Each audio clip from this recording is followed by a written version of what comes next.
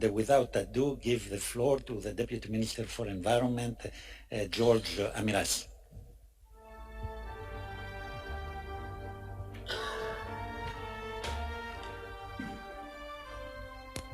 Oops.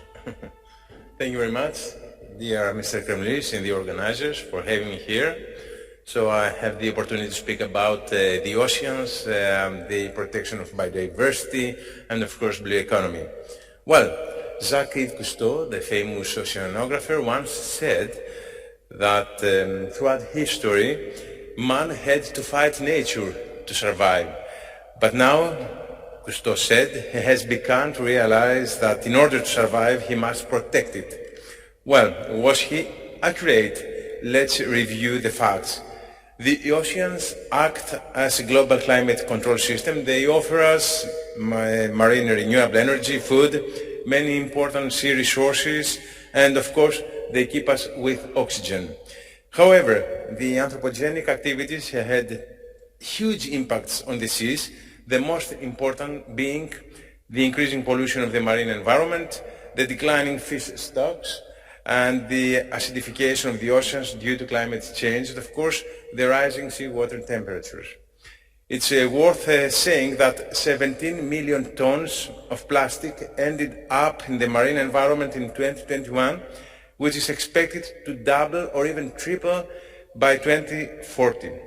The Mediterranean alone receives more than 230,000 tons of plastic waste every year. So the big question is how we fight all these problems. Let's focus on 2022 and on the most important international meetings, which were the driving force for finding partnerships and solutions.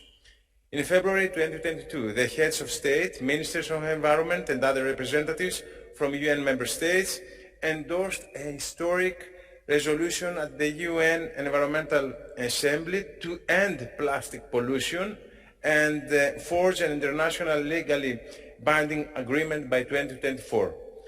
In August 2022 in New York, a significant progress was made towards the formulation of the implementation agreement under the Convention of the Law of the Sea, the UNCLOS, on biodiversity in areas beyond national jurisdiction. In November 2022 at COP27, those days in Sharm el-Sheikh in Egypt, the international community was mobilized to make important decisions on financing technical solutions to global environmental challenges. So, this is about the global act. I'd like also to speak particularly about the national acts, our national actions. Greece, with its 18,000-kilometer coastline, is a country extremely linked historically, socially, economically with the Mediterranean Sea. Our marine protected areas already cover 20% of our national territorial waters. 30% of our marine areas will have been included in protected areas and 1/3 of them under absolute protection by 2030. We support the achievement of the 30% target with the participation of our country in the Mediterranean and Model Sea by 2030 French initiative.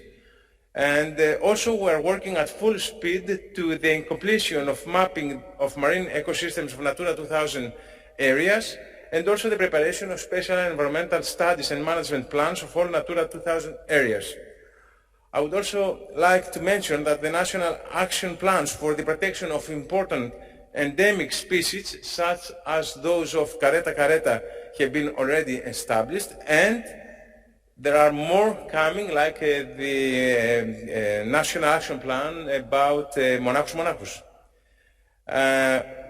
Greece is famous for its islands, their architecture, their gastronomy, their folk traditions. But now the time has come for us to focus on sustainability. Therefore, we are converting our islands into innovation labs through actions such as the Greco Islands initiative or the innovative project of Astypalea, which will be transformed into a smart and sustainable island, the creation of a state-of-the-art climate change observatory in the Mediterranean in the island of Adikithira, and also the innovative program Just Go Zero Tilos for integrated waste management in the island of Tilos. The major threat to marine and island ecosystems, of course, is plastic pollution. So, our commitments by 2030 are the reduction of the marine plastic waste by 50%, the microplastics released into the environment by 30%, and the most harmful single-use plastic products by 30% by 2024 and 60% by 2026. Talking about blue economy, well, which is very significant. Well, a sustainable blue economy is essential to achieve the objectives of the European Green Deal, of course. And the European Commission generally supports all efforts to implement the blue economy. For example, I would mention the Blue Forum or the very new Blue Invest Fund. And as a result, 5.4 million workers are currently employed in the blue economy sectors in Europe, and the number is expected to double in a few years, by 2030. Well, the turnover is estimated to be more than 650 billion euros per year.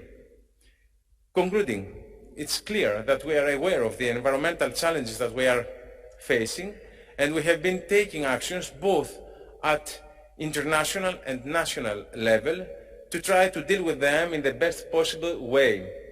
But we should always bear in mind that the struggle to protect our nature is constant, and the humanity must never rest.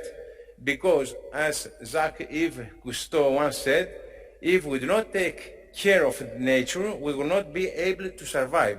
So, thank you very much, and dear George, I won't be able to take any question because I have to go straight to the Parliament right now. Okay, I was called by 30 minutes ago. Thank you very much for being with us. There was a delay in the process. Okay then. Feel free to go. Thank you very much.